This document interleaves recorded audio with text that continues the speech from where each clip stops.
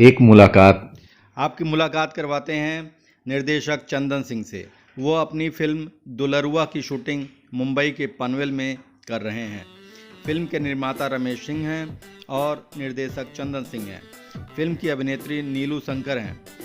Film बेहद सामाजिक और साफ सुथरी है।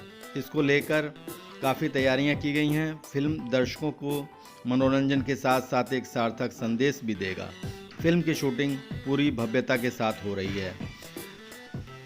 अभिनेत्री नीलू शंकर ने बताया कि फिल्म दुलरुआ में छोटू पांडे, नीलू शंकर सिंह, कुणाल सिंह, महेश आचार्य, श्रेया मिश्रा, सुबोध सेठ, माधुरी पांडे, मानसी, शिवेश तिवारी, शैलेश प्रताप, रविशंकर श्रीवास्तव, हीरो जैक्सन, रुचि प्रमुख भूमिका में हैं। फिल्म की कास्ट में अनुभव के साथ नई प्रतिभा को भी मौका मिला है। उन्होंने कहा कि यह फिल्म अश्लीलता से परे है। यह हर घर की कहानी है, इसलिए आप फिल्म दुलरुआ जब रिलीज होगी तब जरूर देखें। वहीं फिल्म के निर्माता रमेश सिंह ने आगे बताया कि फिल्म दुलरुआ को हमने जल्द ही रिलीज़ करने की भी सोची है। फिल्म की कहानी सत्यप्रकाश मिश्रा बैरागी ने लिखी है। संगीत साहिल खान का है।